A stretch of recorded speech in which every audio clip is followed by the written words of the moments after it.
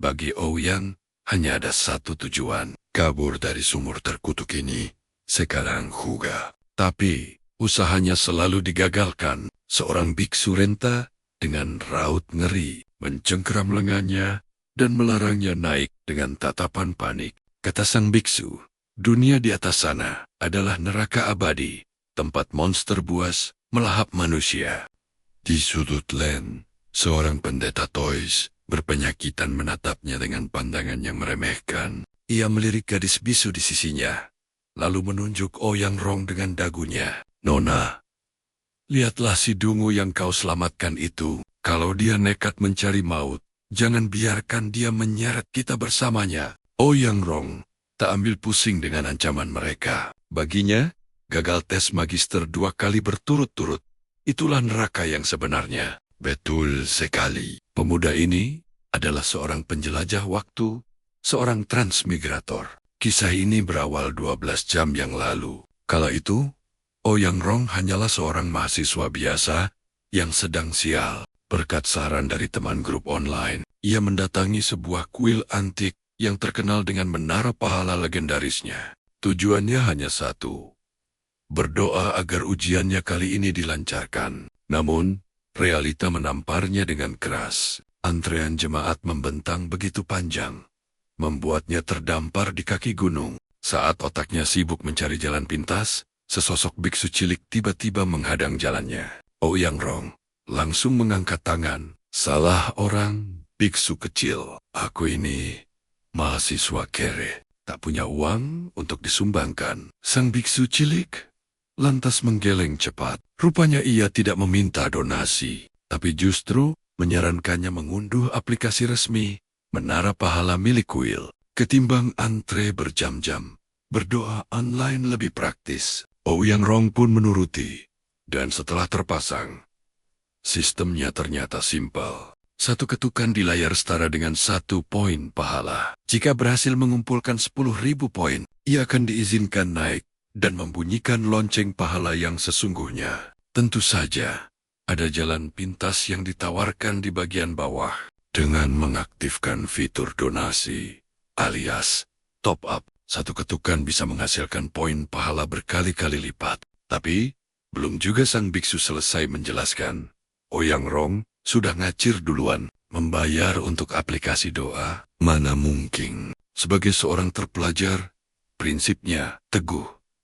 Selama ada yang gratis, kenapa harus bayar? Justru, jiwa bisnis Ouyang Rong bergejolak. Ia melihat celah untuk membuka jasa joki ketuk pahala untuk orang lain. Tentu ia tak akan sebodoh itu mengetuk layar dengan jarinya. Disinilah alat curang ciptaannya mulai beraksi. Berkat pengetuk otomatis yang telah ia program, ia mampu meraup belasan poin pahala hanya dalam 1 detik. Sayangnya, karma datang lebih cepat dari yang ia duga. Ketika ia asik mengambil jalan pintas, dan hanya tinggal 4 detik menuju tujuannya, ia lengah dan terjerembab ke dalam selokan yang penutupnya raib. Saat tubuhnya meluncur jatuh ke dalam kegelapan, sebuah notifikasi mengerikan muncul di layar ponselnya. Akun Anda terdeteksi melakukan aktivitas ilegal dan telah diblokir secara permanen. Layar ponselnya dipenuhi kode error yang kacau. Dan saat ia membuka mata,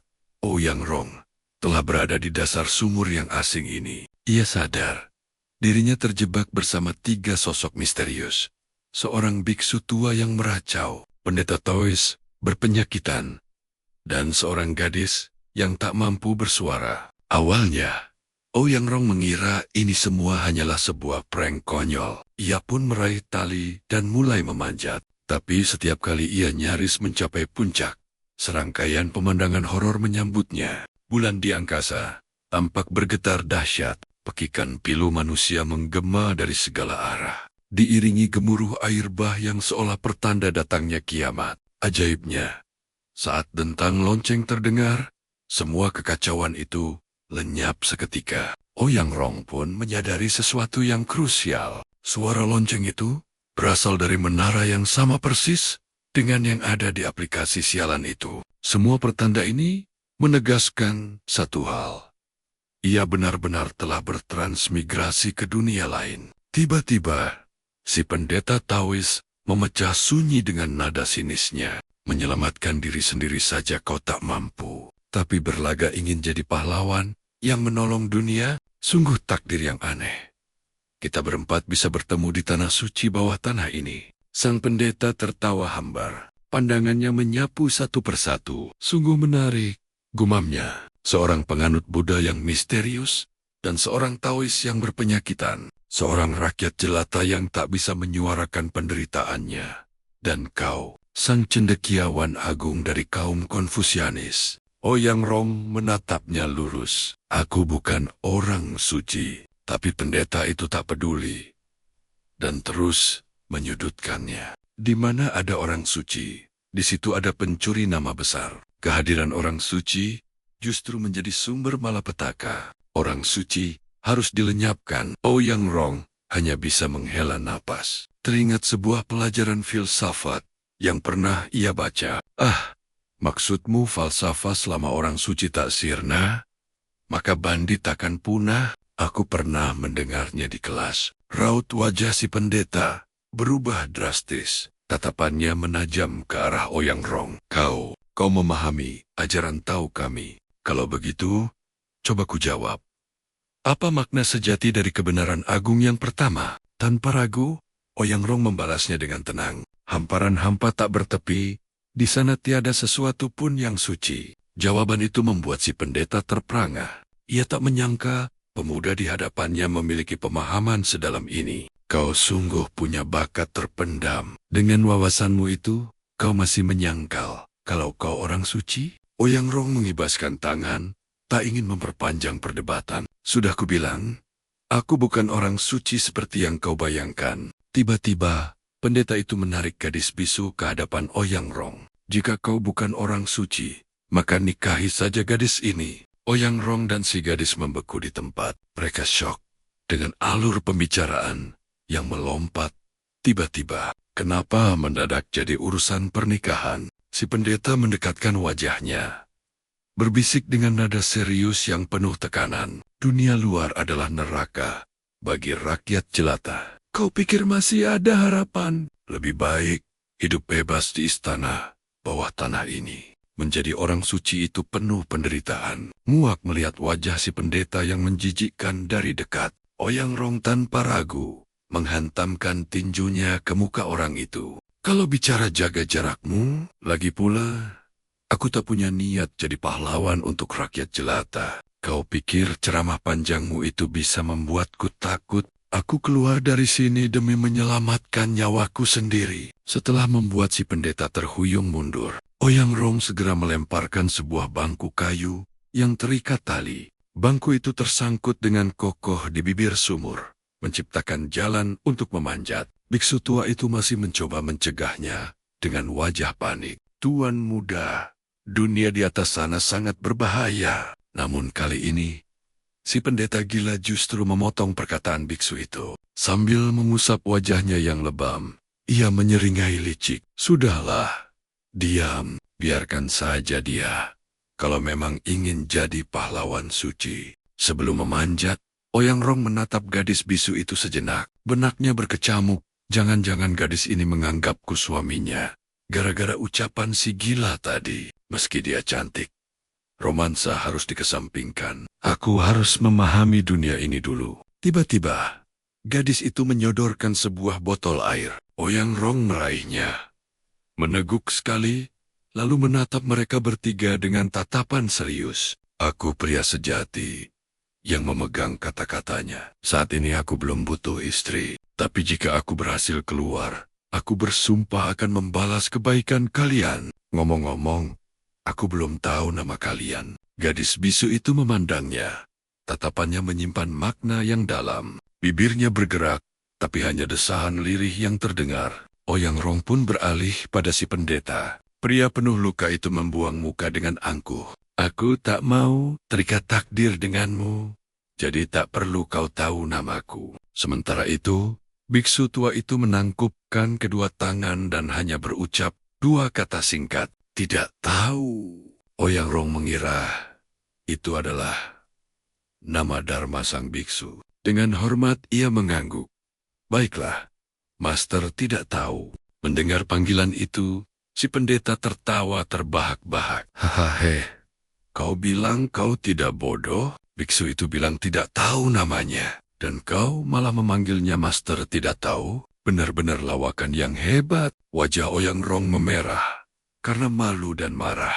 Ia menahan keinginan untuk turun dan menghajar pendeta itu lagi. Tapi waktu tak bisa menunggu. Pokoknya, jika aku selamat, aku pasti akan kembali untuk kalian. Dengan tekad bulat, Oyang Rong mulai memanjat tali ke atas. Dalam benaknya, ini seperti plot novel isekai. 3 orang aneh di tempat terkutuk ini, pastilah master hebat yang sedang menyembunyikan diri. Menjalin hubungan baik dengan mereka adalah investasi masa depan. Namun, saat tangannya hampir mencapai puncak, sesosok bayangan hitam mengerikan tiba-tiba menyergap. Makhluk itu mencengkeram tali dengan rahangnya yang perkasa, lalu menariknya ke atas dengan kekuatan brutal. Oyang Rong tak tahu monster apa itu, tapi satu hal yang pasti, tali ini takkan bertahan lama. Pada saat yang sama,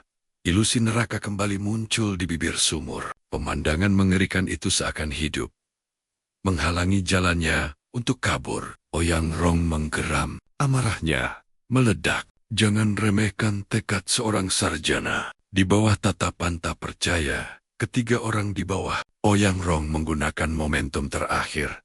Sebelum tali itu putus, ia melompat dengan segenap kekuatannya. Tubuhnya melesat melewati bibir sumur. Suara lonceng yang familiar kembali bergema. Detik berikutnya, Oyang Rong akhirnya bebas dari tanah suci teratai. Anehnya, pemandangan senja di luar begitu indah, sangat berbeda dari ilusi neraka yang baru saja ia lihat. Semuanya terasa begitu damai dan normal. Namun tiba-tiba, sebuah teriakan panik memecah keheningan. Suami, cepat kemari. Tuan Bupati pingsan. Oyang Rong mengerjapkan matanya. Bingung, kesadarannya mulai memudar. Apa-apaan ini? Bukankah ini dunia persilatan tingkat tinggi? Kenapa suasananya jadi seperti ini? Batinnya, tepat saat kesadarannya nyaris padam, dia melihat sosok biksu cilik yang berlari ke arahnya. Biksu itu adalah Shupa, dan di belakangnya ada seekor anjing kuning yang menggondol sisa tali di mulutnya. Anjing kuning itu mengibas-ngibaskan ekornya dengan riang, memasang wajah bangga, seolah menagih pujian karena telah menyelamatkan Oyang Rong. Darah Oyang Rong seketika mendidih hingga ke ubun-ubun. Jadi, bayangan hitam mengerikan yang ia kira monster di tepi sumur tadi, ternyata hanyalah anjing sialan ini. Gigitan anjing itulah yang memutuskan talinya dan membuatnya nyaris mati di dasar sumur. Tatapan Oyang Rong beralih tajam ke arah biksu cilik itu. Dan kau, bocah pelontos, ini semua gara-gara aplikasi menara pahala konyol yang kau sodorkan itu. Amuknya dalam hati. Namun, Shufa hanya menatapnya dengan tatapan lugu penuh kebingungan. Tuan Oyang, apa yang Anda katakan? Aplikasi menara pahala. Apa itu? Melihat ekspresi jujur Shufa yang mustahil berpura-pura, Oyang Rong akhirnya sadar. Biksu cilik ini hanyalah orang yang kebetulan berwajah sama. Hadi, aku benar-benar pindah jiwa ke tubuh seorang bupati. Namun sebelum otaknya mampu memproses kenyataan gila itu, kegelapan total kembali menelannya. Oyang Rong pingsan sekali lagi. Sementara itu, jauh di dasar sumur yang kelam, jeritan dari atas yang mengabarkan sang bupati pingsan membuat si gadis bisu mendongak cemas. Sorot matanya memancarkan kekhawatiran yang tak terhingga. Sang pendeta tahu, yang melihat itu langsung berdecih sinis. Kalau kau begitu cemas, kenapa tidak kau susul saja dia ke atas? Jangan hanya diam di situ, membuatku jengkel saja. Gadis bisu itu pun menoleh. Bibirnya bergetar, hanya gumaman lirih yang terdengar. Tangannya sibuk membentuk bahasa isyarat yang hanya dibalas putaran bola mata. Malas dari si pendeta. Tenang saja. Lukanya tidak fatal. Dia paling hanya kehilangan sedikit ingatan sesaat. Aku hanya bermain-main sedikit dengannya tadi. Di sudut lain, Biksu Wa masih tenggelam dalam dunianya sendiri. Mulutnya tak henti-hentinya merapalkan mantra yang sama.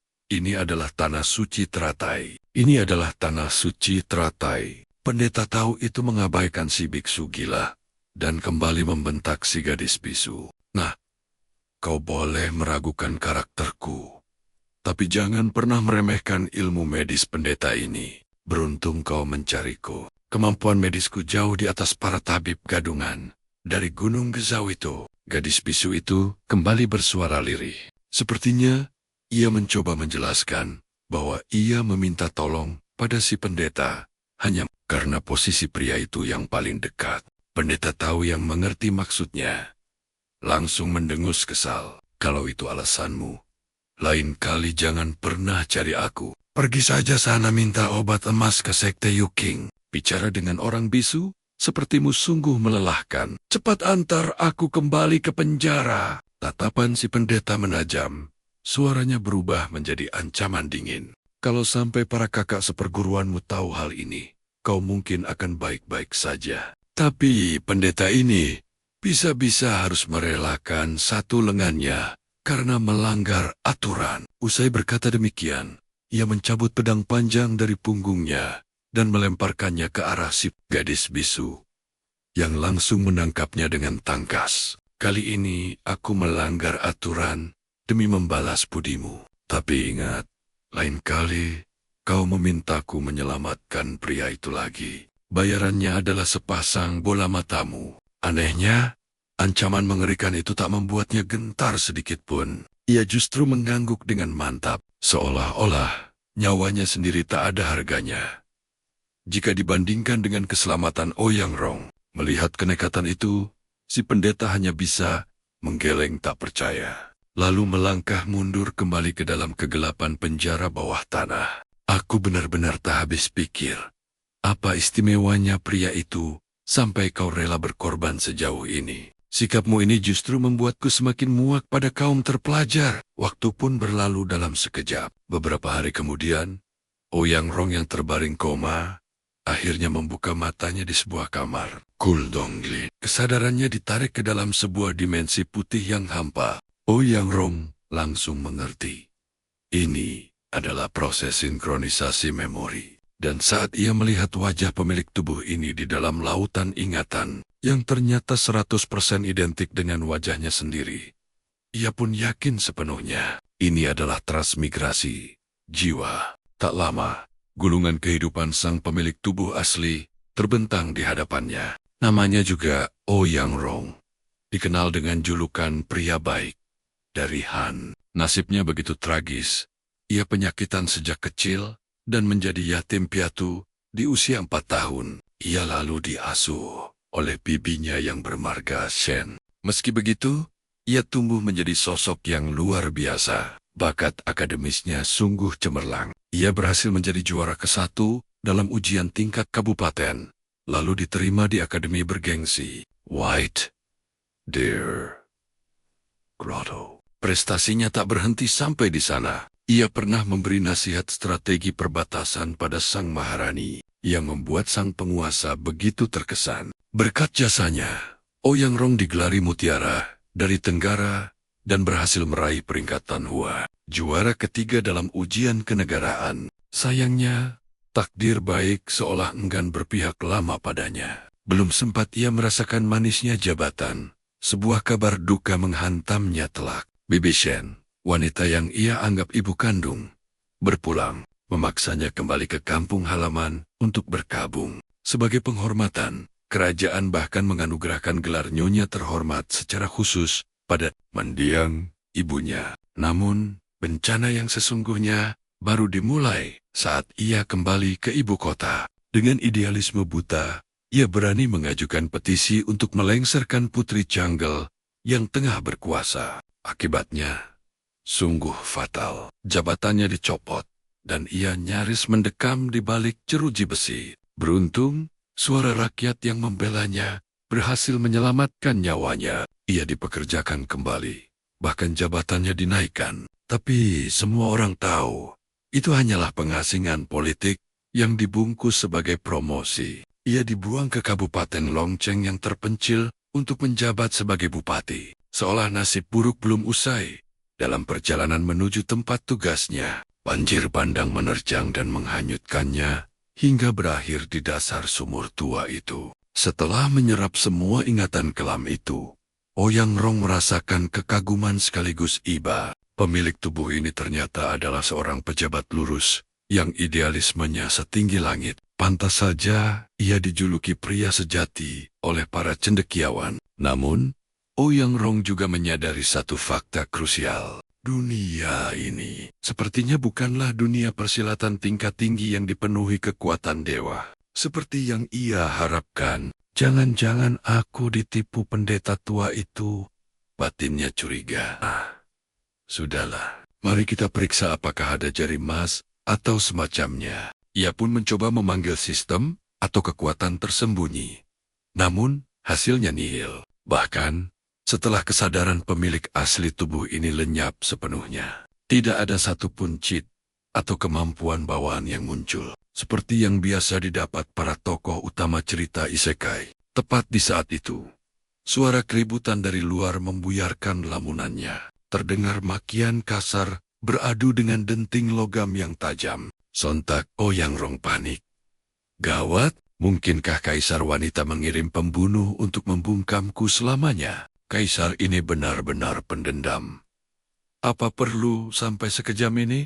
Dengan jantung berdebar kencang, ia merapikan jubahnya dan mengintip dari celah pintu. Pemandangan di luar membuatnya terbelalak. Seorang pria berseragam pengawal kerajaan sedang mengejar biksu kecil Siufa. Sambil mengacungkan pedang yang berkilat tajam, amarah terpancar dari wajah pengawal itu.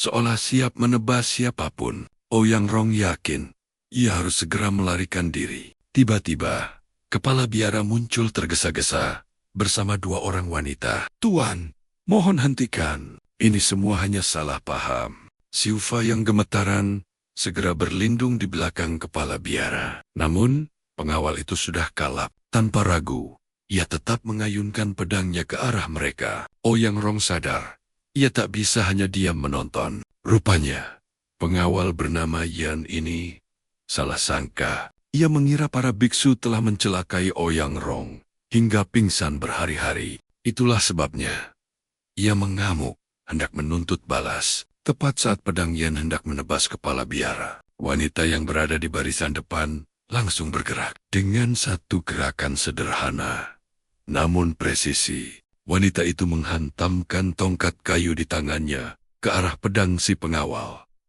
Terang, pedang itu seketika terpental dari genggamannya, melesat deras di udara. Sialnya, pedang itu meluncur lurus menuju pintu tempat Ouyang Rong baru saja melangkahkan kakinya. JLAB, pedang itu menancap dalam di kusen pintu kayu, hanya berjarak beberapa inci dari wajahnya. Jika ia maju sepersekian detik lebih cepat, riwayatnya akan tamat di bab ini. Ouyang Rong membeku di tempat.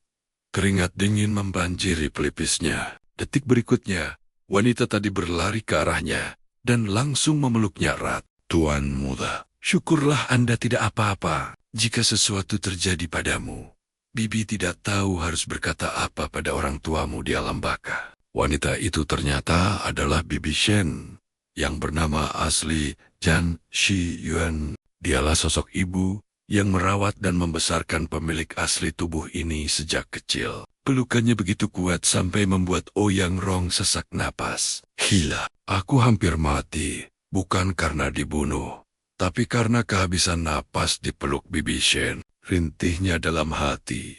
Ia meringis dalam diam. Di sampingnya pengawal Yan yang melihat tuannya selamat, menghela napas lega. Beban berat seolah terangkat dari pundaknya. Syukurlah, tuan baik-baik saja. Ouyang Rong melepaskan diri dari pelukan Bibi Shen, lalu menatap tajam ke arah pengawal Yan. Ia menunjuk ke arah dua biksu yang masih gemetaran. Kenapa kau bertindak gegabah? Cepat minta maaf pada mereka. Siapa sangka, cara pengawal Yan meminta maaf sungguh di luar dugaan. Tanpa ragu, ia langsung bersujud dan membenturkan kepalanya ke lantai batu. Dewaka, Dewaka. Saking kerasnya, ubin lantai sampai retak dibuatnya. Ouyang Rong hanya bisa menepuk dahinya. Tak habis pikir, inikah prajurit yang dididik oleh pemilik tubuh ini? Benar-benar tipe orang bodoh yang hanya punya semangat membara. Keluhnya dalam hati. Tapi setidaknya, satu masalah telah selesai. Tiba-tiba, telinga Ouyang Rong menangkap sebuah suara aneh. Tuh, suara ketukan kayu berirama yang konstan dan misterius. Ia melirik sekeliling, namun tak ada seorang pun yang bergeming. Nampaknya, suara itu hanya bergema untuknya seorang. Sesaat kemudian, seulas senyum licik terukir di wajah Ouyang Rong. Akhirnya, cheat system miliknya telah aktif. Seketika, sebuah menara agung bermanifestasi dalam benaknya. Saat fokusnya menajam, jiwa Ouyang Rong seakan tersedot masuk ke dalam dimensi menara pahala. Melihat penampilan luar menara yang berkilauan dan megah, ekspektasinya langsung meroket. Isinya pasti bukan main. Saat ia mendekat, pintu raksasa itu terbuka dengan sendirinya. Seolah menyambut kedatangannya, Ouyang Rong meluncur masuk bagai arwah. Tapi begitu tiba di dalam, ia ternganga tak percaya. Mulutnya terkunci rapat. Melihat interior yang begitu polos, nyaris kosong melompong. Ternyata penampilannya menipu. Isinya hampa. Dasar penipuan visual, kerutunya dalam hati. Pandangannya pun menyapu satu-satunya perabotan di sana. Dekorasinya sama persis seperti aplikasi di ponselnya dulu. Hanya ada sebuah ikan kayu muyu dan sebuah lonceng pahala berukuran raksasa. Di tengah kebingungannya, sebuah gulungan kuno tiba-tiba muncul dan melayang di hadapannya. Dan saat jarinya menyentuh gulungan itu, serbuan informasi langsung membanjiri otaknya. Terungkap bahwa ia bisa membunyikan lonceng dengan menukar sejumlah poin pahala. Gulungan itu ternyata adalah daftar hadiah yang bisa ia peroleh. Mulai dari takdir pertemuan ajaib, harta karun legendaris, pencerahan instan, jurus sakti, hingga peruntungan asmara. Namun mata Ouyang Rong langsung terkunci pada satu pilihan, fitur penangkal bencana. Bagi orang pragmatis sepertinya, keselamatan jiwa adalah segalanya. Sayang seribu sayang, semua opsi itu masih berwarna abu-abu. Terkunci rapat, ia butuh mengumpulkan pahala hingga level tertentu untuk membukanya. Pertanyaan terbesarnya sekarang, bagaimana cara mendapatkan poin pahala itu? Matanya beralih pada ikan kayu di sebelahnya. Dulu, di aplikasi, satu ketukan sama dengan satu poin. Apakah di dunia ini aturannya sama? Ia mencoba meraih palu kayu itu, tapi benda itu menempel erat seakan dilem mati. Lalu, sebuah notifikasi merah menyala, muncul. Akun sedang ditangguhkan. Sial, ternyata benar-benar terhubung dengan aplikasi yang di-ban itu. Ouyang Rong menghela napas frustrasi. Siapa sangka, memakai auto-clicker di dunia modern bisa membuat akun spiritualnya di dunia lain ikut terblokir. Tapi kemudian, ia menyadari sesuatu yang janggal. Saldo poin pahalanya kini menunjukkan angka 100. Ia teringat, suara ketukan ikan kayu itu terdengar persis saat polisi tadi meminta maaf pada para biksu, mengakhiri perselisihan mereka. Hati begitu, poin didapat dari menyelesaikan konflik dan berbuat kebaikan di dunia nyata. Begitu ia menarik kesimpulan itu, kesadarannya langsung ditendang paksa keluar dari dimensi menara. Dalam sekejap, jiwanya kembali bersatu dengan raga fisiknya di dunia nyata. Nampaknya, menara pahala ini bukan sistem game biasa, tapi lebih mirip toko yang menukar perbuatan baik dengan keberuntungan. Ya, setidaknya lebih baik daripada tidak ada sama sekali. Kini setelah tahu caranya, Ouyang Rong bertekad untuk grinding pahala gila-gilaan mulai detik ini.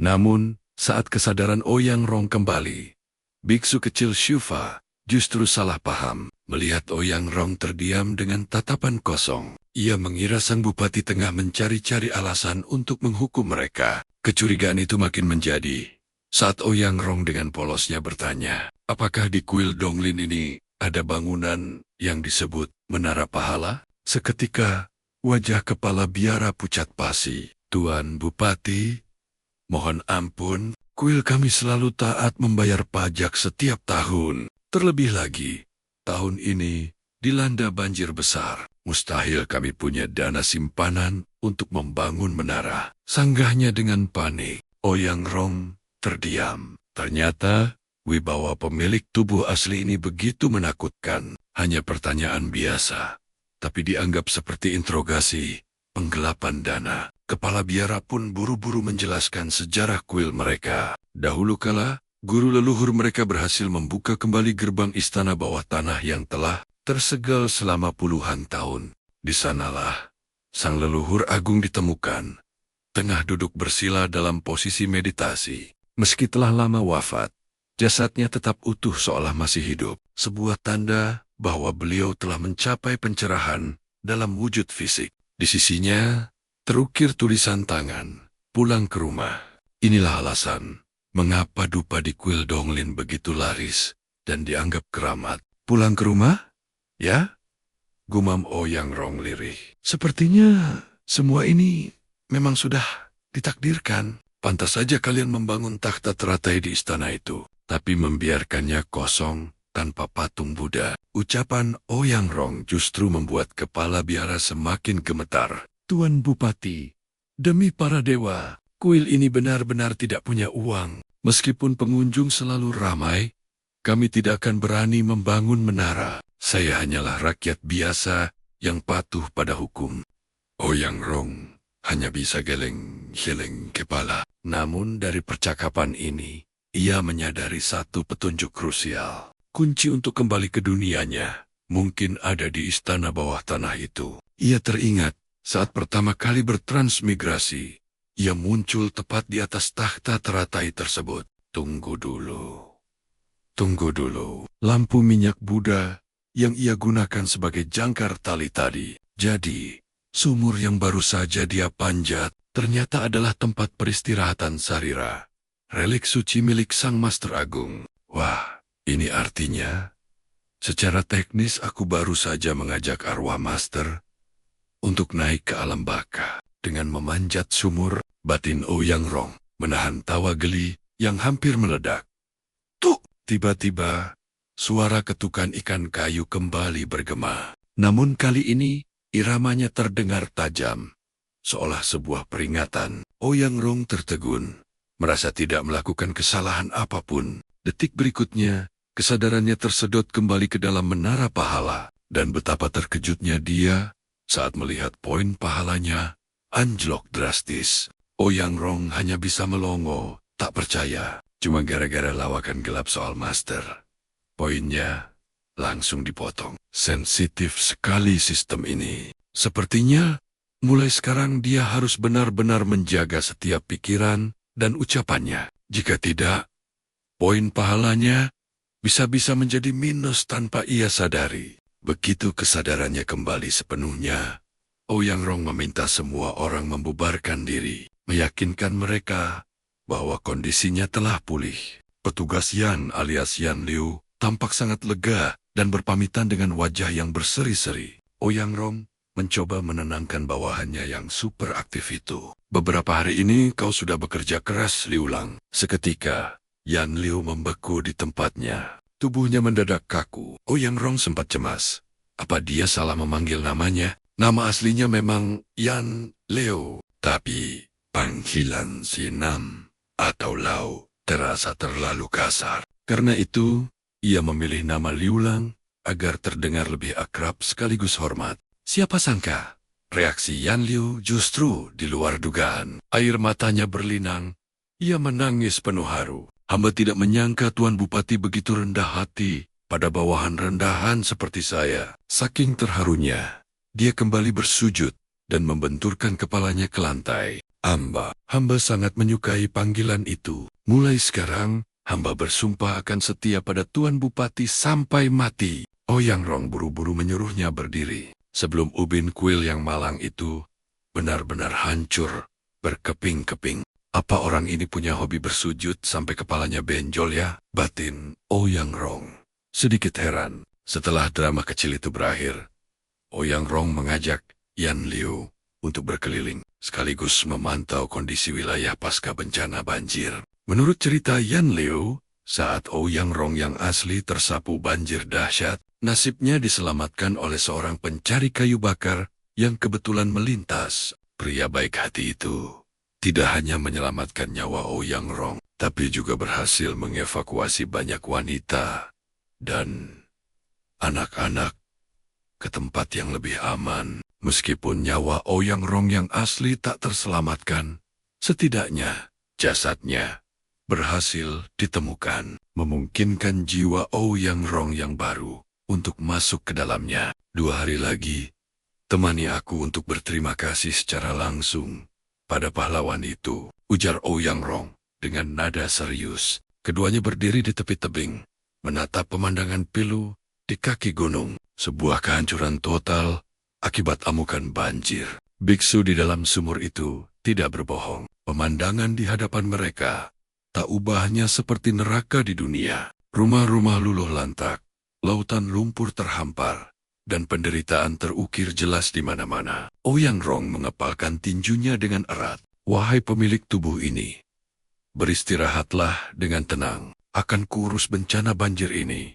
Janjinya dalam hati. Tapi jangan salah sangka, aku bukan orang suci. Semua ini kulakukan hanya demi poin pahala dan untuk bertahan hidup. Setelah semua urusan di kuil rampung, Ouyang Rong memberi perintah pada Yan Liu. Kembalilah lebih dulu ke kantor pusat dan sampaikan kabar. 3 hari lagi, aku akan turun gunung. Dengan semangat yang membara, Yan Liu menerima perintah itu. Matanya berbinar penuh kekaguman. Siap, laksanakan. Tuan Bupati adalah orang paling hebat yang pernah hamba temui seumur hidup. Hamba yakin, dalam 4 tahun masa jabatan, Tuan pasti bisa menaklukkan bencana banjir di Kabupaten Longcheng dan membawa keadilan bagi ke-6.000 warga kita. Mendengar pujian setinggi langit itu, terbersit niat iseng di benak Ouyang Rong. Memangnya kau tidak takut kalau aku ini hanya menipu kalian? Tanpa ragu,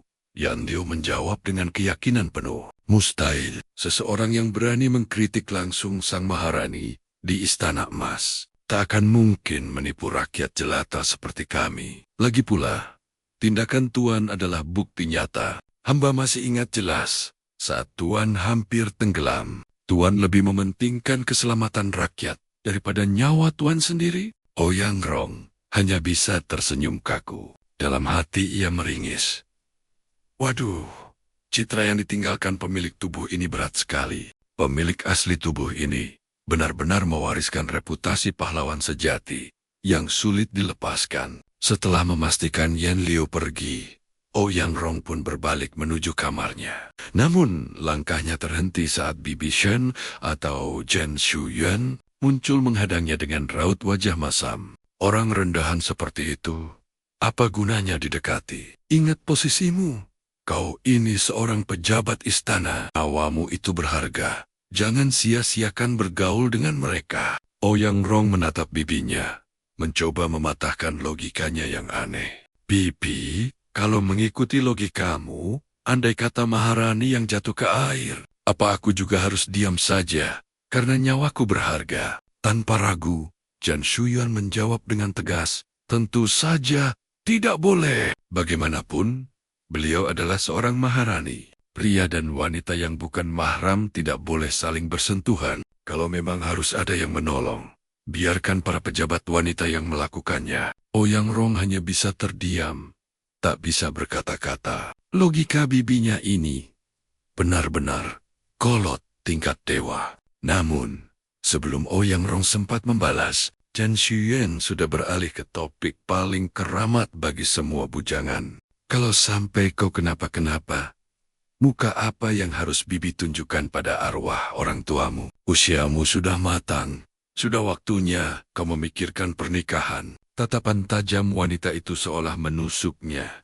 Mendiang ibumu menitipkan 2 wasiat terakhir untukmu. Pertama, lulus ujian Jinzi. Dan kedua, menikahi seorang gadis dari keluarga Ouyang Rong. Seketika menahan napas. Baru saja pindah dunia, sudah ditodong urusan pernikahan. Mana syarat yang satu ini sungguh di luar nalar. Marga Wu adalah marga keluarga kekaisaran saat ini. Jangankan dirinya, bahkan para bangsawan tingkat atas pun kesulitan menjadi menantu keluarga Wu. Apalagi dirinya yang hanya pejabat rendahan di pengasingan. Untuk menghentikan ceramah bibinya, Ouyang Rong segera berakting memegangi kepalanya. Aduh, kepalaku mendadak pening. Aku permisi istirahat dulu, Bi. Tanpa menunggu jawaban, ia bergegas masuk ke kamar dan menutup pintunya rapat-rapat. Di luar, Shen Xuyan menatap pintu yang tertutup rapat dengan curiga. Anak ini selalu saja menghindar jika membahas pernikahan. Jangan-jangan karena terlalu banyak belajar, ia jadi kehilangan minat pada wanita. Untungnya, Shen Xuyan sudah punya rencana cadangan. Baru saja, Ouyang Rong hendak menikmati kedamaian. Ketenangannya langsung buyar oleh sosok seorang pelayan wanita yang sudah berdiri di kamarnya, membawa nampan berisi obat. Dengan pipi merona, pelayan itu membungkuk dalam-dalam untuk memberi hormat. Hamba berasal dari Sila. Nama hamba Bansi. Atas perintah Nyonya Besar, hamba akan melayani tuan muda malam ini. Ouyang Rong terdiam seketika. Jadi bibinya benar-benar serius, ingin menguji dirinya. Dari ingatan pemilik tubuh ini, Ouyang Rong tahu bahwa di era ini, memamerkan kekayaan dengan pelayan eksotis adalah sebuah tren. Mulai dari penghibur dari wilayah barat, pelayan wanita dari Sila, penari dari Puman, hingga budak Kunlun yang terkenal kuat. Andai saja tak ada menara pahala yang mengawasi setiap tindakannya, mungkin Ouyang Rong sudah tergoda dengan ujian dari bibinya ini. Tapi tunggu, sebuah ide cemerlang tiba-tiba terlintas. Aku bisa memakai Bansi untuk menguji sistem pengurangan poin dari menara itu. Sebuah rencana licik terbentuk di benaknya. Ouyang Rong lalu meminta Bansi duduk di pinggir ranjang, menatapnya dengan ekspresi serius. Dengarkan aku baik-baik. Kita akan memainkan sebuah permainan yang sedikit spesial. Wajah Bansi langsung memerah padam. Tubuhnya gemetar. Jelas ia salah paham, mengira tuannya akan meminta hal-hal dewasa. Apalagi ini adalah pengalaman pertamanya. Dengan pasrah, ia pun mengangguk malu-malu. Padahal Ouyang Rong hanya ingin memegang tangannya untuk melihat reaksi menara pahala. Ia pun meraih tangan lembut gadis itu, lalu menunggu notifikasi dari sistem. Namun setelah beberapa saat, tidak ada reaksi apapun. Tiba-tiba, Bansi yang sudah salah paham tingkat dewa, justru menarik tubuh Ouyang Rong mendekat. Tuan muda, jika tuan menginginkannya, silakan lakukan. Hamba tidak akan menolak. Pikiran Bansi sudah melayang entah kemana. Sementara isi kepala Ouyang Rong hanya dipenuhi analisis sistem. Kenapa sampai sejauh ini tidak ada reaksi? Batinnya bingung, apa harus ada unsur paksaan? Ia pun mendapat ide baru. Bansi, coba kau benci aku. Anggap aku penjahat yang memaksamu. Dan tolaklah aku di dalam hatimu. Permintaan aneh itu membuat Bansi tertegun. Tuan muda ingin bermain peran. Di luar, Bibi Shen yang diam-diam menguping, ikut dibuat kebingungan. Fetis macam apa ini? Masalahnya, dengan wajah Ouyang Rong yang setampan dan seberwibawa itu, Bansi sama sekali tak bisa berpura-pura membencinya. Mustahil baginya untuk merasa jijik pada pria di hadapannya. Sepertinya menara pahala bisa mendeteksi bahwa ini adalah hubungan yang didasari suka sama suka. Jadi tidak ada poin yang dikurangi.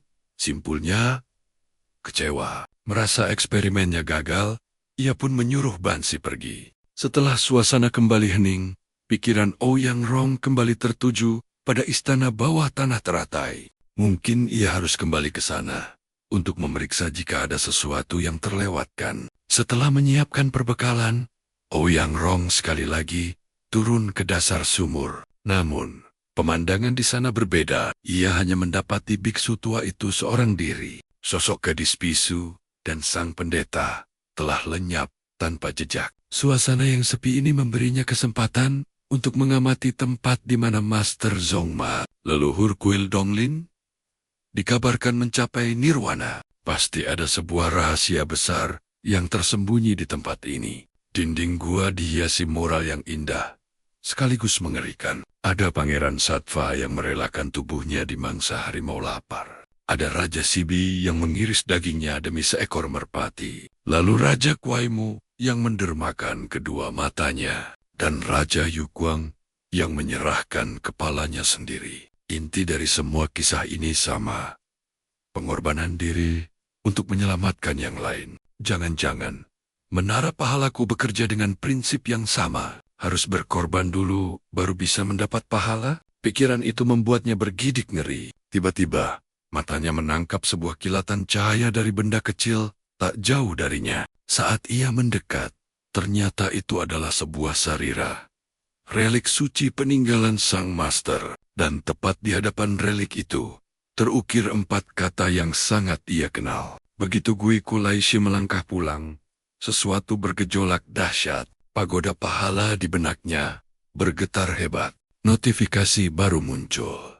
Buah karma terdeteksi. Jantung Oyang Rong sontak berdebar kencang. Jika ucapan kepala biara benar, maka Master Zongma memang telah naik ke tanah suci dari sini. Tapi, apa sebenarnya tanah suci itu? Surga barat, ataukah takdir yang berbeda bagi tiap jiwa? Mungkinkah ini hanya kebetulan belaka? Ataukah inilah jalan takdir yang akan membawanya pulang ke dunianya sendiri? Sistem memberitahunya dengan jelas, untuk mengaktifkan berkah kepulangan, dibutuhkan 10.000 poin pahala. Namun, saldonya kini hanya tersisa 100 poin. Sebuah perjalanan yang teramat jauh. Oyang Rong meraih relik bercahaya itu, menatapnya penuh arti. Benda inilah pemicu munculnya opsi kepulangan itu. Maka, sudah selayaknya benda ini menjadi miliknya. Tepat saat ia akan beranjak, suara serak biksu tua memecah keheningan. Tempat ini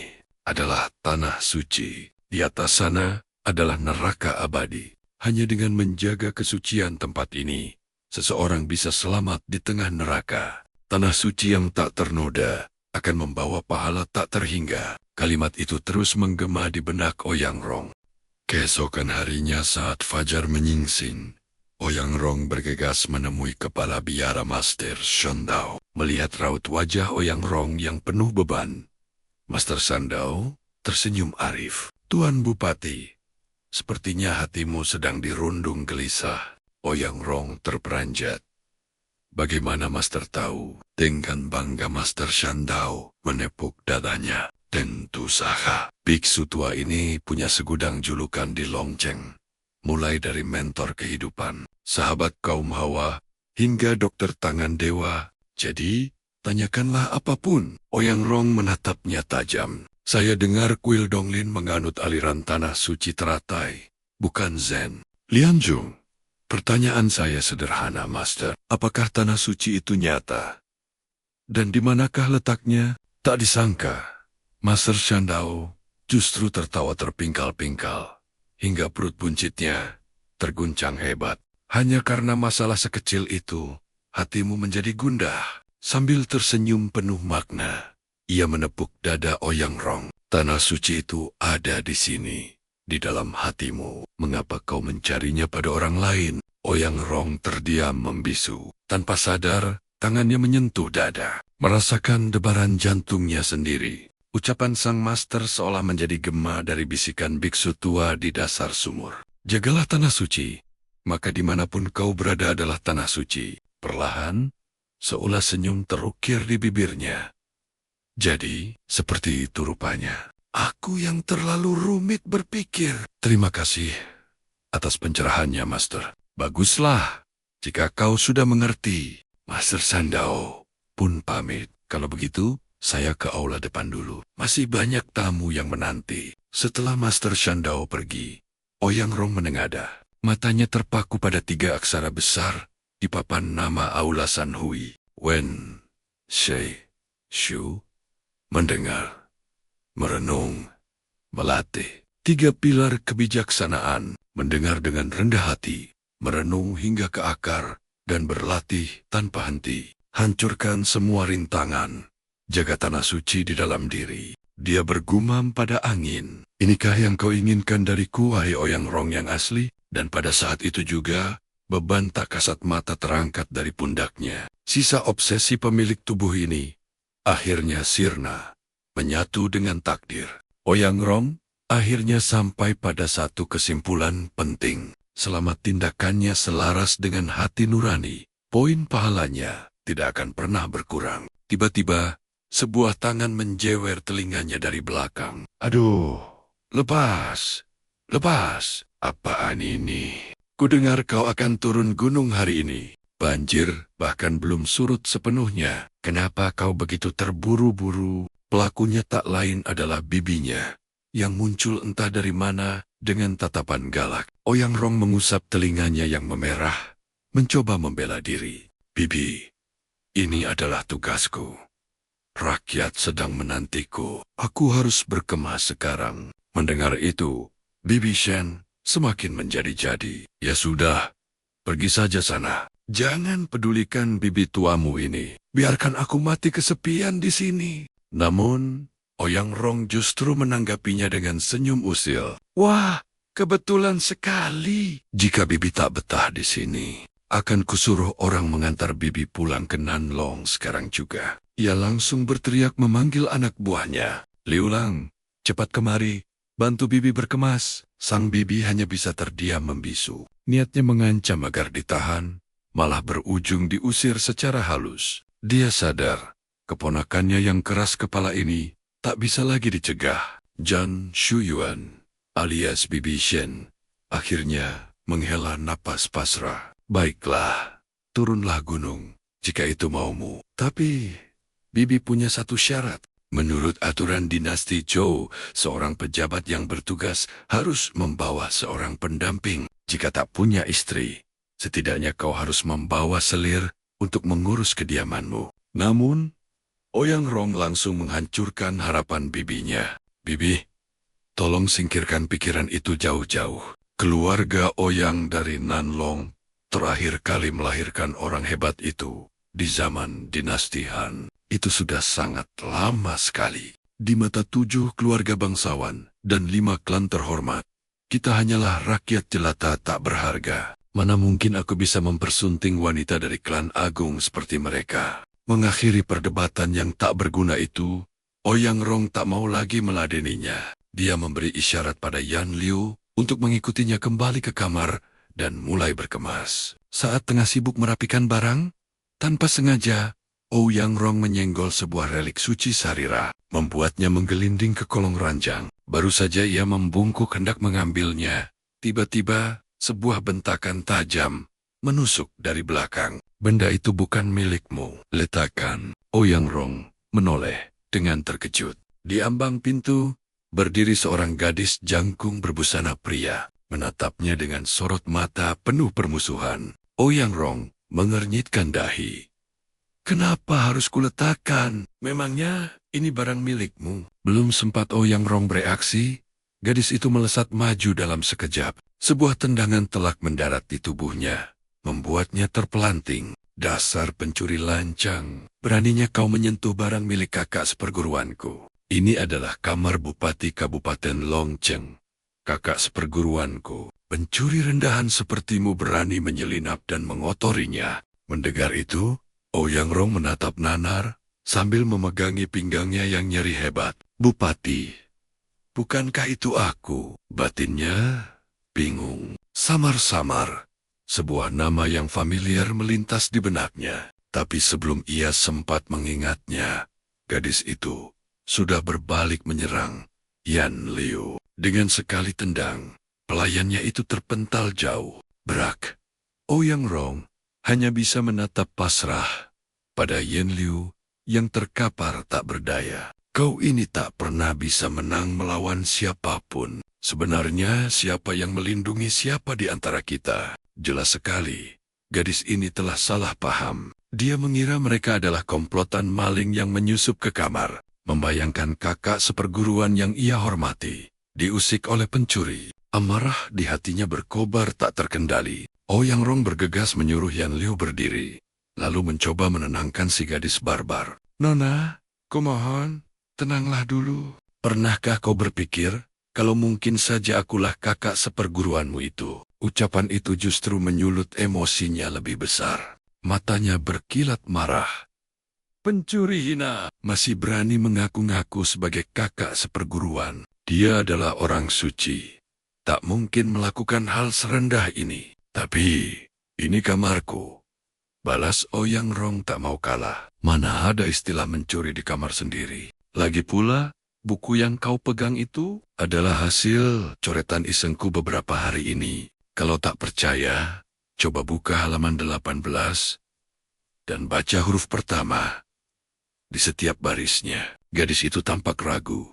Namun rasa penasaran mengalahkannya. Ia membuka buku itu, berniat membongkar kebohongannya. Matanya menelusuri halaman yang ditunjuk dan menemukan sebuah puisi akrostik tersembunyi yang berbunyi, "Halo, adik seperguruan kecilku." Seketika, wajah gadis itu memerah padam, menahan malu. Pedang di tangannya ia turunkan perlahan. "Maafkan saya, kakak pertama." Setelah suasana kembali tenang, barulah Ouyang Rong tahu. Gadis ini ternyata adalah Xie Linglong. Dia datang bersama guru mereka, Cui Su, untuk mengenang mendiang istrinya, yang dikenal sangat dermawan semasa hidupnya. Karenanya, setiap musim hujan belum tiba, sang guru selalu menyempatkan diri untuk berziarah ke tempat ini. Kebetulan mereka mendengar Ouyang Rong terluka, jadi sekalian saja mereka mampir untuk menjenguk. Ouyang Rong menatap gurunya dengan penuh penyesalan. "Guru,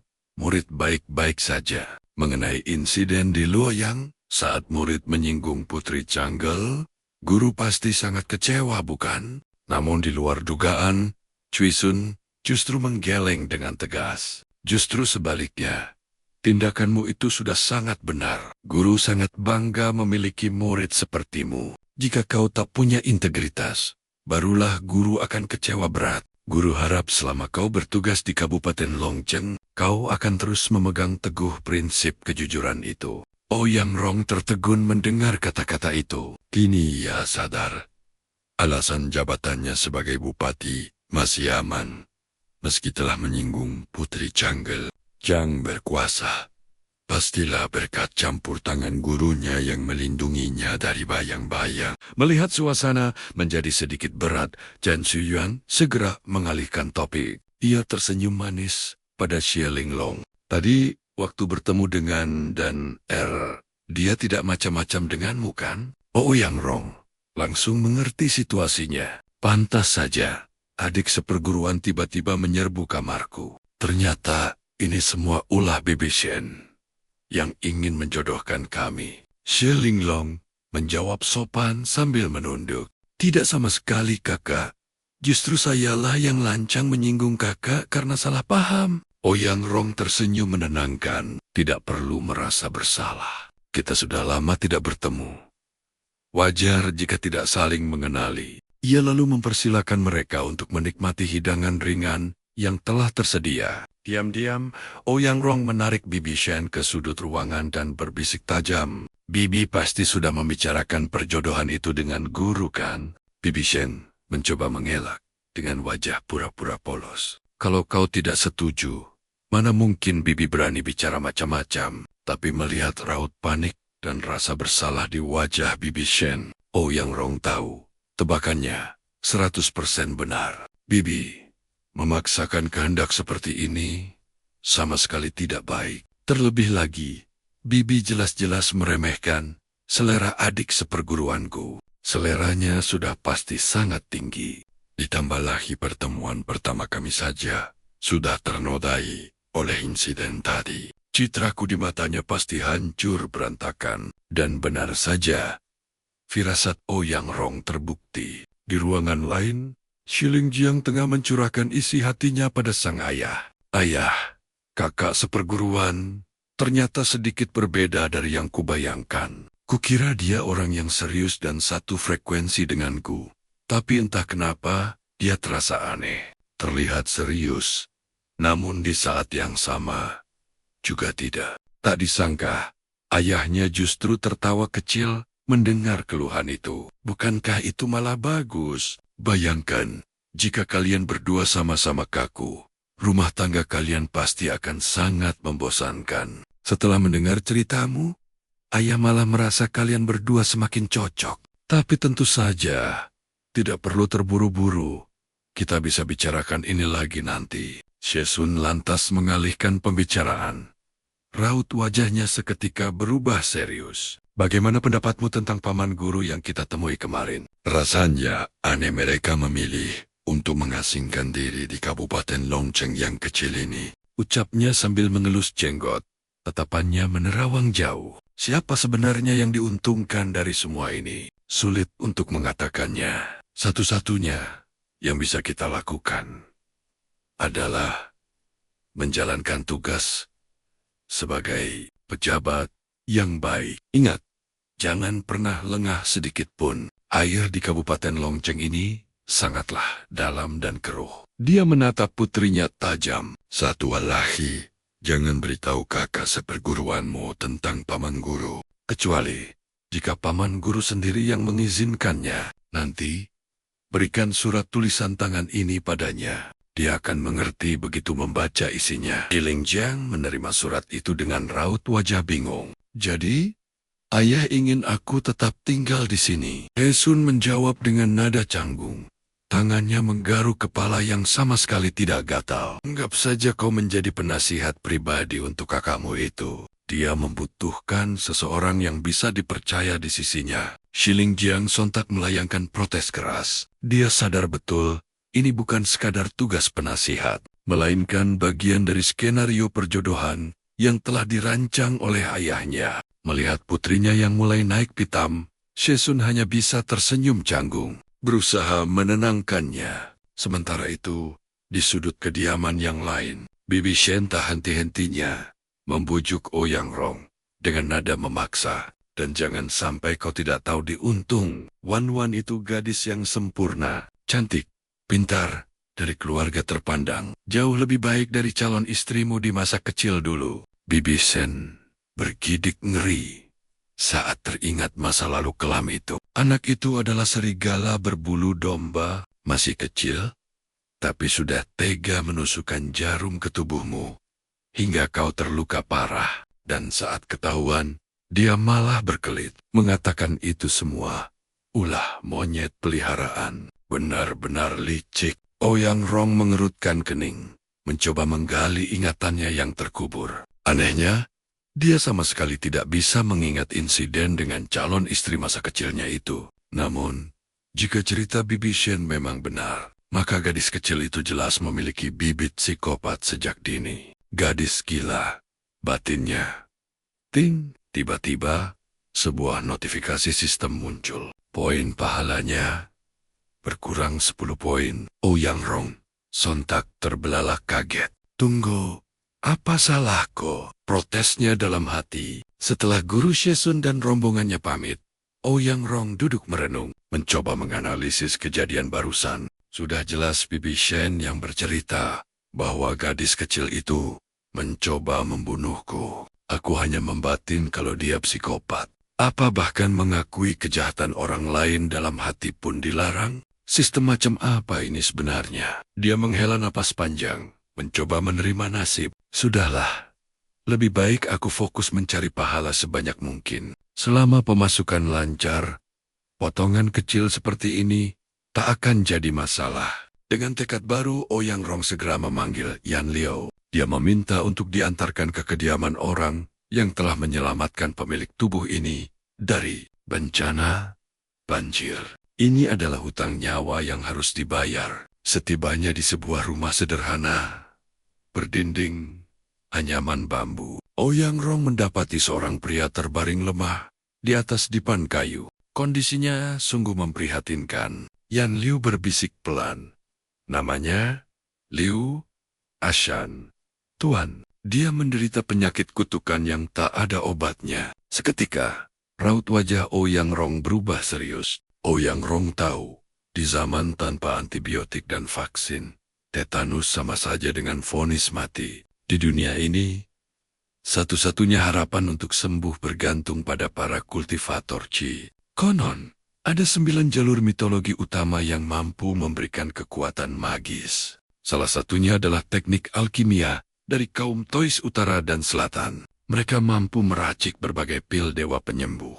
Bahkan, di kepulauan luar, ada para ahli sihir yang mengabdikan diri untuk mencapai keabadian. Masalahnya, kekuatan besar seperti itu tak akan sudi membuang pil dewa berharga mereka hanya untuk menyelamatkan seorang pencari kayu bakar biasa. Liu Ashan sendiri sadar, waktunya di dunia ini tak akan lama lagi. Dengan napas yang tersengal, dia menggenggam erat tangan Ouyang Rong. Tuan Bupati, hamba mohon, tolong jaga ibu dan adik perempuan hamba setelah hamba tiada. Ouyang Rong menepuk punggung tangan pria itu dengan lembut, menatap matanya dengan tatapan penuh keyakinan. Jangan bicara seolah kau akan mati. Aku pasti akan menyembuhkanmu. Meskipun aku tak punya pil dewa kaum Tois, aku punya caraku sendiri. Asalkan kau percaya dan mau bekerja sama denganku. Tanpa membuang waktu sedetik pun, Ouyang Rong segera berbalik dan memberikan instruksi pada Yan Liu. Segera siapkan talas berjamur,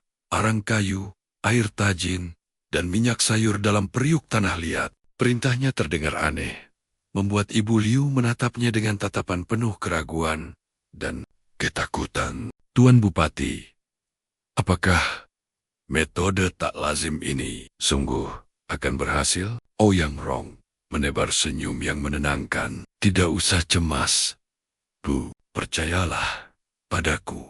Selama kalian semua bisa bekerja sama dengan baik. Mendengar frasa bekerja sama, wajah Liu Qing, adik Liu Ashan, mendadak memerah padam. Gadis itu menundukkan kepala dalam-dalam. Salah mengartikan makna tersembunyi di balik ucapan sang bupati. Dalam benaknya, kerjasama itu adalah pengorbanan dirinya sebagai imbalan atas nyawa sang kakak. Namun, demi keselamatan kakaknya, api tekad menyala di matanya. Tuan Bupati, hari sudah beranjak senja. Sudilah kiranya Tuan mampir untuk makan malam. Amba akan siapkan hidangan sederhana untuk Tuan. Pinta Liu Qing dengan suara yang bergetar menahan gejolak di hatinya. Ouyang Rong yang sama sekali tak menyadari maksud tersembunyi itu, menganggapnya hanya ucapan terima kasih biasa. Boleh juga. Kebetulan perutku sudah keroncongan. Jawabnya enteng. Malam akhirnya tiba.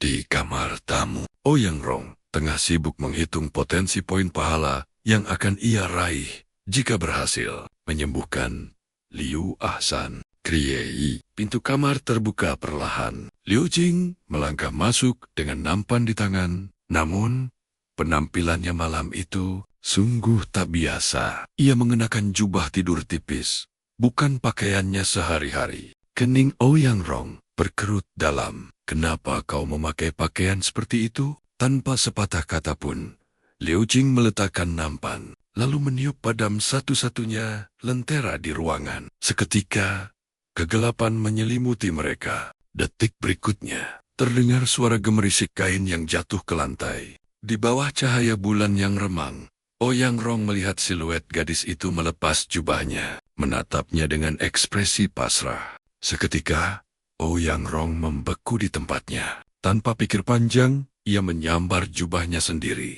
dan langsung menyelimuti tubuh Liu Qing yang gemetaran hebat. Otaknya berputar kencang, berusaha mencerna situasi gila ini. Awalnya, ia tak menyangka ini adalah kehendak gadis itu sendiri. Ia mengira ada lintah darat yang memaksanya. Siapa yang menyuruhmu melakukan ini? Katakan. Suaranya berubah dingin dan menusuk. Liu Qing hanya menggeleng lemah.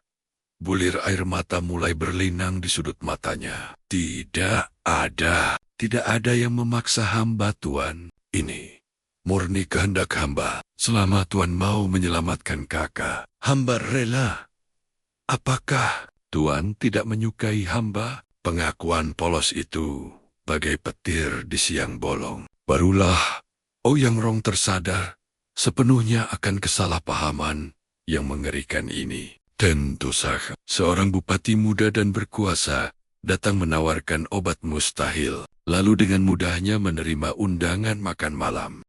Di mata orang di zaman ini, isyarat itu sudah lebih dari cukup, bahwa sang pejabat menginginkan imbalan berupa sang adik perempuan, Ibu Liu dan Liu Ahsan, pasti menyadari rencana ini. Namun mereka memilih untuk diam. Di dunia yang kejam ini, pertukaran semacam itu mungkin dianggap wajar demi bertahan hidup. Tapi bagi Ouyang Rong, ini gila. Menara pahala sialan itu pasti akan menghanguskan semua poinku jika aku memanfaatkan situasi ini. Gerutunya dalam hati. Setelah memahami duduk perkaranya, Ouyang Rong mengambil langkah mundur. Menjaga jarak yang terhormat, kenakan kembali pakaianmu. Tapi, Tuan, dengar. Liu Qing, bukan karena aku tidak menyukaimu atau merendahkanmu, tapi tujuanku kemari murni untuk membalas budi kakakmu. Sama sekali tidak ada imbalan kotor semacam ini. Jangan salah paham lagi. Usai gadis itu kembali berpakaian, Ouyang Rong mengumpulkan seluruh keluarga Liu. Ia pun menjelaskan metode pengobatan modernnya dengan sabar. Ia tak peduli mereka mengerti istilah medis atau tidak. Yang terpenting, kesalahpahaman fatal ini wajib diluruskan sekarang juga. Selama beberapa hari berikutnya, Ouyang Rong memulai eksperimen ilmiahnya di zaman kuno. Dengan peralatan seadanya, ia mengutak-atik pembuatan penisilin sederhana dari jerami berjamur dan metode pemurnian tradisional. Dan secara ajaib, usahanya membuahkan hasil. Hanya dalam hitungan hari, infeksi di luka Liu Ahsan berangsur pulih dan kondisinya membaik drastis. Tepat sebelum Ouyang Rong berpamitan, Liu Ahsan yang telah pulih memaksa dirinya untuk bangkit dan bersujud. Tuan Bupati, nyawa ini adalah milik Anda. Hamba bersumpah akan menjadi kuda dan sapi untuk melayani Anda seumur hidup. Ouyang Rong dengan sigap menahannya, diiringi seulas senyum tipis. Nanti, saat kau sudah pulih sepenuhnya dan keluargamu terjamin, datanglah ke kantor kabupaten. Tapi, ingat satu hal penting. Di bawahku, tidak ada istilah tuan dan budak. Aku melarangmu berlutut pada siapapun lagi. Usai meninggalkan pesan yang mengguncang itu, Ouyang Rong berbalik pergi dengan gagah. Dan di tengah perjalanan, notifikasi yang ia nantikan akhirnya muncul. Poin pahala akhirnya masuk. Namun, senyum di wajah Ouyang Rong seketika membeku saat melihat rinciannya. Pahala menyelamatkan nyawa, plus 20 poin. Pahala menjaga kesucian Liu Qing, plus 50 poin. Mata Ouyang Rong nyaris keluar. Hei, menara pahala. Kau ini sistem suci atau sistem mesum? Hah? Bagaimana bisa nyawa seseorang lebih murah dari menolak seorang gadis? Logikamu di mana? Ia terus menggerutu di dalam hatinya. Saking sibuknya memprotes sistem di kepalanya, ia sampai tak melihat jalan dan menabrak seseorang. Mereuka, aduh, kalau jalan pakai mata, dong. Tak disangka, gadis yang ditabraknya adalah adik seperguruannya sendiri, Siling Jiang. Namun, ada keanehan dalam panggilannya. Kakak seperguruan Liang Han? Dari mana saja kau? Ouyang Rong mengerutkan kening. Liang Han, nama kehormatan yang jarang digunakan. Setelah berbincang singkat, terkuaklah fakta bahwa ayah Siling Jiang menitipkannya sebagai penasihat pribadi. Ouyang Rong melihat bibir gadis itu yang mengerucut kesal. Ouyang Rong langsung menyadari ini adalah siasat licik dari guru Xiesun untuk mengatur perjodohan di antara mereka. Nasi telah menjadi bubur, batin Ouyang Rong pasrah. Setidaknya, gadis ini punya kemampuan bela diri. Ia pun tersenyum ramah. Mohon bimbingannya, adik seperguruan. Namun, Siling Jiang menjawab, ketus, sambil memalingkan wajah. Mulai sekarang, panggil aku dengan gelarku agar setara. Jangan panggil aku adik. Baiklah, kalau begitu, mohon bantuannya. Saudara Ling Jiang, balas Ouyang Rong santai. Tak ingin memperpanjang masalah. Urusan selesai, Ouyang Rong memanggil Yan Liu. Mereka bertiga segera menuju pusat kota untuk mengamati situasi secara langsung. Kabupaten Longchen, sebuah nama yang masyhur di seluruh penjuru Jiangnan, tapi bukan karena bupatinya. Penguasa sejati di balik bayangan adalah keluarga Liu. Leluhur mereka membangun kekayaan dari jalur air hingga mampu menciptakan kapal-kapal raksasa yang bahkan membuat para bangsawan ibu kota berdecak kagum. Sang kaisar wanita sendiri menganugerahi mereka gelar pengawas transportasi, memberi mereka monopoli atas jalur-jalur air paling strategis. Namun ada fakta yang jauh lebih mengerikan. Hampir separuh lahan subur dan denyut bisnis di Longcheng berada dalam genggaman keluarga Liu. Artinya, nasib separuh penduduk kota ini tidak ditentukan oleh pemerintah, melainkan oleh keluarga Liu. Ini sudah jelas skenario tipikal sang antagonis.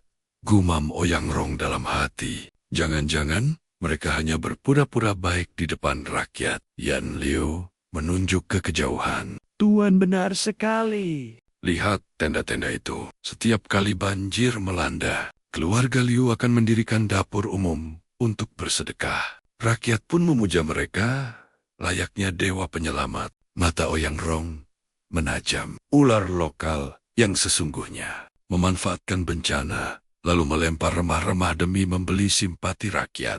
Mereka harus dihadapi dengan sangat hati-hati. Tiba-tiba, Xie Lingjang berhenti di sebuah toko senjata. Ia keluar membawa sebuah busur dan setabung penuh anak panah.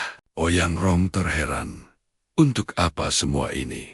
Bukankah kita hanya akan berjalan-jalan? Xie Lingjang menepuk busurnya dengan bangga. Aku ini seorang Junzi, seorang cendekiawan satria. Wajar jika aku ingin memancarkan aura seorang satria. Bagaimana, saudara Liang Han? Ingin memilih satu juga? Ternyata, Xie Lingjang adalah seorang kultivator dari salah satu 9 jalur agung, halur Konfusianisme, dan ia telah mencapai tingkat 8 Junzi. Ouyang Rong, yang hanya manusia biasa tanpa kultivasi, tentu saja menolak dengan halus. Tidak perlu, terima kasih. Aku cukup mengandalkan pesonaku saja, guraunya. Tiba-tiba, dari balkon restoran mewah di seberang, berbagai hidangan lezat dilemparkan begitu saja ke jalanan becek. Kening Ouyang Rong berkerut dalam, tak percaya dengan apa yang dilihatnya. Apa-apaan ini? Makanan yang jatuh ke lumpur itu sontak menjadi rebutan para pengungsi yang kelaparan. Mereka bersujud, merangkak, bahkan menjilati sisa makanan dari tanah. Seolah itu adalah berkah yang turun dari langit. Dan yang lebih memilukan, mereka meneriakkan terima kasih kepada pria yang menghina mereka. Tuan muda ketiga keluarga Liu, Liu Zilin, di atas balkon. Liu Zilin berdiri dengan angkuh. Senyum sinis penuh cemoohan terpasang di wajahnya. Dia benar-benar menikmati pemandangan manusia yang menginjak-injak harga dirinya demi sisa makanan. Dasar rakyat rendahan. Diberi sisa makanan saja sudah menganggapku dewa. Jelas, dia adalah tipikal tuan muda kaya yang kejam dan berhati iblis. Tangan Ouyang Rong terkepal erat. Yan Liu kembali ke kantor. Panggil pasukan. Di saat yang sama, situasi di jalanan semakin ricuh. Seorang penari wanita dari suku Hu berlari dengan panik. Tubuhnya dipenuhi luka bekas sabetan cambuk. Di belakangnya, segerombolan budak Kunlun bertubuh raksasa mengejarnya tanpa ampun. Sementara di langit, seekor elang pemangsa berputar-putar, siap menerkam. Ternyata, ini adalah salah satu hobi gila Liu Zilin, menjadikan manusia sebagai umpan hidup untuk elang peliharaannya. Ouyang Rong menatap pemandangan keji itu dengan sorot mata sedingin es yang menusuk. Sepertinya hari ini aku tak bisa bersantai. Simpati Ouyang Rong untuk keluarga Liu kini telah lenyap, tak bersisa. Sungguh hebat keluarga Liu ini, desisnya, menganggap nyawa rakyat tak lebih dari mainan. Tiba-tiba, ZRAIS, sebuah anak panah, melesat secepat kilat, menembus jantung elang raksasa itu. Burung buas itu pun jatuh terhempas ke tanah, mati seketika. Oyang Rong terperanjat dan menoleh. Pelakunya tak lain adalah Xie Lingjang. Gadis itu menurunkan busurnya dengan senyum tipis, penuh kemenangan. Wajahnya tampak begitu puas. Bagi seorang Junzi, memanah adalah keahlian dasar, bukan? Melihat aksinya, seulas senyum terbit di bibir Oyang Rong. Jadi, inikah kekuatan seorang kultivator? Jauh melampaui kemampuan Yan Liao. Sementara itu, Liu Zilin yang menyadari elang kesayangannya tewas. Langsung diliputi amarah yang membara. Wajahnya memerah karena murka. Bunuh wanita itu! Cincang dia sampai habis. Pasukan budak Kunlun menyerbu membabi buta. Bagaikan kawanan banteng yang lepas kendali. Tapi di hadapan Xie Lingjang, mereka hanyalah domba. VUK, VAK, Bu. Dalam sekejap mata, Xie Lingjang melesat lincah. Setiap tendangannya mengirim satu raksasa terbang, hingga mereka terkapar tak berdaya. Liu Zilin, yang baru tiba di lokasi terperangah, seluruh pasukan kebanggaannya tumbang dalam sekejap mata. Tapi, sebagai tuan muda manja, rasa takut sama sekali tak ada dalam kamusnya. Baginya, budak hanyalah barang yang bisa dibeli lagi. Amarahnya meledak, bukan karena kehilangan, tapi karena mainan kesayangannya telah dirusak. Tepat pada saat itu, Yan Liu tiba bersama pasukan penjaga kabupaten. Oyang Rong segera memberi perintah, amankan penari Hu yang terluka dan panggilkan tabib. Awalnya, Oyang Rong berniat memberi ampun pada Liu Zilin hari ini. Kematian elangnya dan kekalahan pasukannya seharusnya sudah cukup menjadi pelajaran. Tapi siapa sangka, Liu Zilin justru semakin menjadi-jadi. Dengan angkuh, dia menunjuk wajah Oyang Rong. Hei, Bupati rendahan! Urusan kita belum selesai. Kecuali kau bersujud 100 kali di kakiku, detik ini juga akan kuhancurkan hidupmu. Mendengar ancaman itu, amarah Xie Lingjang kembali membara. Kepalan tangannya sudah siap melayang. Namun, Oyang Rong menahannya dengan tenang. Adik Lingjang, jangan gegabah. Melihat itu, Liu Zilin mengira Oyang Rong gemetar ketakutan pada nama besar keluarganya. Tawa mengejek pun pecah dari mulutnya. Lihat, bahkan bupati kalian ciut nyalinya. Serahkan juga wanita pemanah itu padaku. Akan kugores wajah cantiknya itu sebagai ganti elang kesayanganku. Xie Lingjang terkejut. Dia mulai salah paham. Dia mengira kakak seperguruannya hanyalah pengecut yang tunduk pada kekuasaan. Tiba-tiba, dia teringat pesan ayahnya kemarin. Kakak seperguruanmu punya integritas yang luar biasa. Ikuti dia, dan kau akan belajar banyak hal. Namun melihat sikap Oyang Rong sekarang, Xie Lingjang membatin dengan kecewa. Ayah, sepertinya ayah telah salah menilai orang. Kakak seperguruan tak sehebat itu. Dia hanyalah pejabat penakut. Tapi Xie Lingjang tidak tahu. Oyang Rong bukannya takut. Dia hanya memilih jalan yang jauh lebih menyakitkan. Jalur hukum. Oyang Rong memberi isyarat pada Yan Liu. Tangkap dia! Xie Lingjang tertegun, menyadari kesalahpahamannya. Oyang Rong menoleh dengan senyum penuh arti. Kenapa melamun? Kau tidak mengira aku ini seorang pengecut, kan? Adik seperguruan? Liu Zilin meronta-ronta saat diseret para penjaga. Lepaskan, Bupati miskin sialan. Beraninya kau menangkapku. Akan kulaporkan kau pada ayahku. Mendengar ocehan itu, Oyang Rong memungut bekpao kotor di tanah, lalu menyumpalkannya paksa ke mulut Liu Zilin. Makan ini, makanan lezat seperti ini, malah kau buang-buang. Kabupaten Longcheng sudah lama tak punya hiburan. Bagaimana kalau kita adakan pertunjukan untuk rakyat? Oyang Rong memerintah dengan suara yang menggema. Bawa dia ke alun-alun. Kita akan gelar sidang terbuka. Sekarang Huga. Setibanya di depan kantor kabupaten, sebuah panggung pengadilan darurat segera didirikan di depan gerbang utama. Kerumunan warga langsung berdatangan. Mereka penasaran ingin melihat Tuan Muda Liu. Akhirnya ditangkap. Di atas panggung, Liu Zilin menatap tajam sang penari dengan tatapan mengancam. Kalau kau buka mulut, kau mati. Berani-beraninya kau menuduhku, desis. Penari Hu itu gemetar ketakutan. Ia langsung bersujud memohon ampun. Tahu betul betapa mengerikannya kekuasaan keluarga Liu. Nyawanya benar-benar berada di ujung tanduk. Tiba-tiba, Wakil Bupati Diao Doang keluar dari kantor dengan tergesa-gesa. Keringat dingin membasahi dahinya. Tuan Bupati, Anda sudah kembali?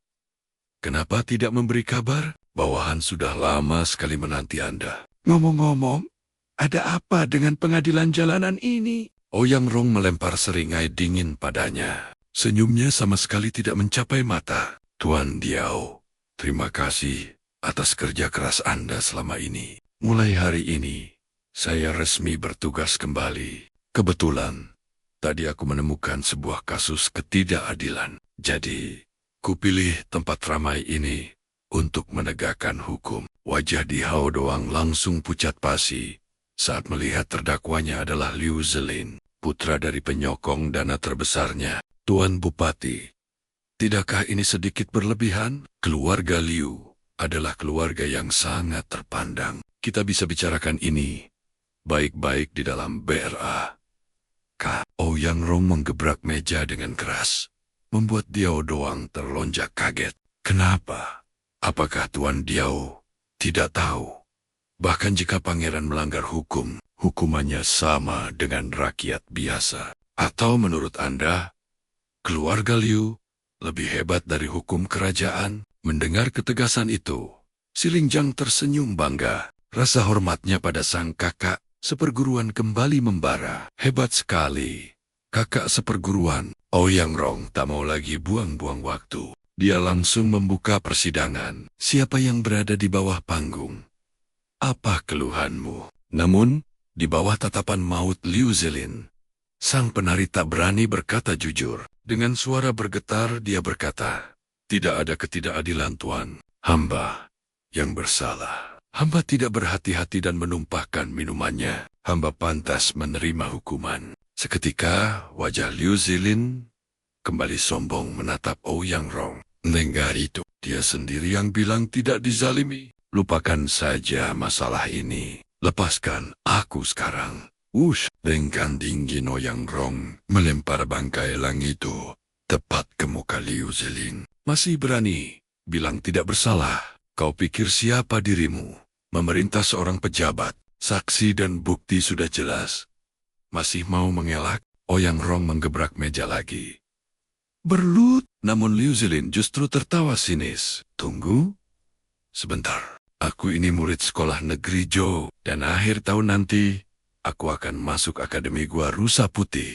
Sebagai calon murid akademi, aku punya hak istimewa. Aku takkan pernah berlutut pada pejabat rendahan sepertimu. Xilingjiang menoleh, menunggu perintah Ouyang Rong. Hak istimewa akademi. Hal itu memang ada dan bisa jadi masalah. Ouyang Rong sedikit terkejut, namun senyum tipis terukir di bibirnya. Oh, jadi kau calon murid akademi. Berarti calon juniorku? Ya, dia merogoh jubahnya dan melempar sebuah lencana perak ke arah Xilingjiang. Di lencana itu terukir jelas 4 kata, Akademi Gua Rusa Putih. Ouyang Rong menatap Liu Zelin dengan senyum penuh kemenangan. Kebetulan sekali, aku dan penasihat Xiu adalah alumni dari sana. Bahkan, guruku adalah kepala akademi itu sendiri. Menurut hierarki, kami berdua adalah seniormu yang sah. Dalam ajaran agung, ada aturan senioritas yang mutlak. Junior wajib menghormati seniornya. Seketika, suaranya menjadi dingin dan penuh tekanan. Masih tidak mau berlutut. Tepat saat kalimat itu selesai, Xilingjiang melesat. Dia menghantam bagian belakang lutut Liu Zelin dengan keras. Brok! Liu Zelin pun ambruk berlutut di atas panggung. Pemandangan itu membuat seluruh kerumunan terhenyak. Tak ada yang menyangka bupati baru ini benar-benar berani menjatuhkan harga diri keluarga Liu di muka umum. Di tengah keramaian, seorang gadis bisu tersenyum penuh kemenangan. Menyaksikan momen itu, Ouyang Rong mengedipkan sebelah mata pada Xilingjiang. Kerja bagus, adik seperguruan. Kerjasama yang hebat. Pandangannya kembali tertuju pada Liu Zilin yang meringis menahan sakit. Bagus, karena kau sudah bersikap sopan, sidang akan kita mulai. Terdakwa Liu Zilin, kau didakwa atas 3 kejahatan. Pertama, membuat onar dan melempar barang hingga melukai warga. Kedua, melepaskan hewan buas yang membahayakan nyawa orang lain. Dan ketiga, mengancam saksi di pengadilan untuk memberikan kesaksian palsu. Liu Zilin masih saja mengelak. Itu semua kulakukan atas niat baik. Aku hanya ingin bersedekah. Itu adalah amal. Kalian saja yang tidak mengerti. Oh, begitu, biur. Ouyang Rong menyiramkan teh panas tepat ke wajahnya. Kalau begitu, anggap saja ini amal dariku untukmu, supaya kau sadar. Ouyang Rong berdiri, siap membacakan vonisnya. Dengarkan baik-baik. Pertama, ganti rugi 10 tael perak untuk setiap warga yang jadi korban amalmu. Kedua, ganti rugi penuh untuk semua yang terluka oleh elangmu. Ketik. Ouyang Rong menunjuk ke arah penari Hu yang masih gemetaran. Kau harus bersujud dan meminta maaf 200 kali padanya. Sekarang juga, lakukan. Mendengar hukuman itu, wajah Liu Zilin memerah padam, menahan amarah. Baginya, uang ganti rugi bukanlah masalah besar. Kekayaan keluarganya lebih dari cukup. Tapi, bersujud pada seorang penari yang dianggapnya rendahan adalah penghinaan terbesar yang tak bisa ia terima. Dengan tangan gemetar, dia menunjuk lurus ke wajah Ouyang Rong. Urat di lehernya menonjol, penuh amarah.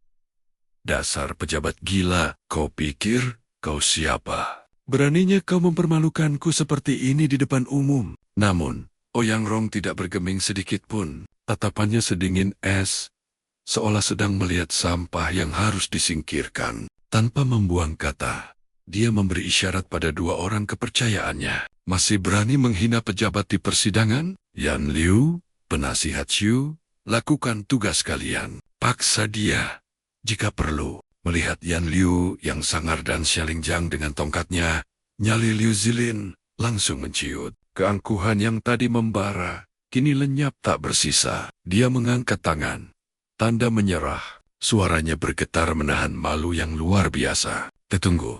Baiklah, aku akan bersujud. Puas kau sekarang? Dengan hati yang terbakar dendam kesumat, Liu Zilin terpaksa berlutut. Dia bersujud di hadapan sang penari.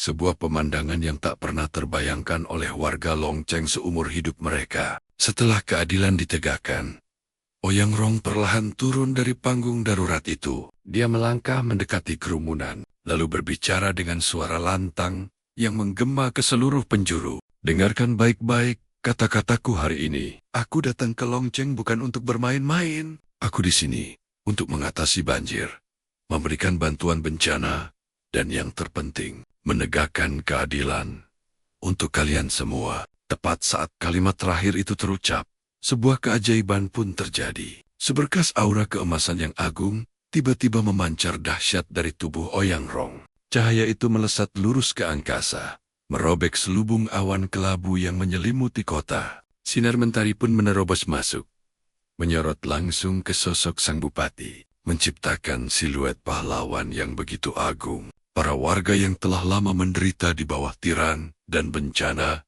hanya bisa terpana menyaksikan pemandangan yang tak terlupakan itu. Semua orang terpana, tak bisa berkata-kata menyaksikan pemandangan surgawi itu. Di tengah kerumunan, seorang gadis bisu tersenyum penuh harapan. Matanya berbinar kagum, terpaku pada sosok Ouyang Rong yang berselimut cahaya suci. Sementara itu, Xialingjang yang berdiri di samping Ouyang Rong merasakan syok yang luar biasa. Dia merasakan gelombang energi murni yang dahsyat. Ini adalah aura kebajikan sejati. Ternyata kakak seperguruan adalah seorang kultivator murni yang sesungguhnya. Hatinya dipenuhi kekaguman. Dari sana, di atas tembok tinggi, alun-alun, seorang pelayan wanita melompat-lompat girang melihat semua itu. Pandangannya terkunci rapat pada siluet Ouyang Rong di kejauhan. Dengan napas terengah, dia bergegas melapor pada nonanya. Nona, lihat itu! Bupati baru itu sungguh luar biasa. Dia menghajar tuan muda ketiga Liu sampai tak berdaya, dan gadis di sampingnya juga sangat tangguh. Ilmu bela dirinya hebat. Wah, bupati baru ini bukan cuma pemberani, tapi juga sangat tampan. Akan tetapi, reaksi sang nona muda sangat kontras. Dia menatap ke bawah dengan pandangan sedingin es, tanpa ekspresi, seolah menilai barang dagangan yang membosankan hanyalah sebuah vas bunga indah dari kaum cendekiawan yang naif. Suaranya terdengar tenang, namun setiap katanya setajam belati, menguliti sosok Ouyang Rong tanpa belas kasihan. Bagi para terpelajar, dia adalah simbol untuk mengangkat status mereka. Bagi kaisar, dia hanyalah pion untuk membangun citra baik. Bagi pejabat korup, dia sekadar pajangan. Dan bagi rakyat jelata yang bodoh itu, dia hanyalah hiburan sesaat. Sang nona pun berbalik, kehilangan seluruh minatnya. Kelemahan fatalnya adalah dia terlalu rapuh. Sekali terbentur, dia akan hancur berkeping-keping. Orang sepertinya tak akan pernah berguna dalam permainan besar yang sesungguhnya. Nah, bagaimana pendapat kalian tentang bupati kita ini? Tulis komentar kalian di bawah. Jangan lupa subscribe agar tak ketinggalan chapter berikutnya. Oh ya, besok sudah masuk puasa, hari keempat. Tetap jaga kesehatan dan jangan sampai telat sahur ya, biar puasanya lancar terus. Sampai jumpa di video selanjutnya.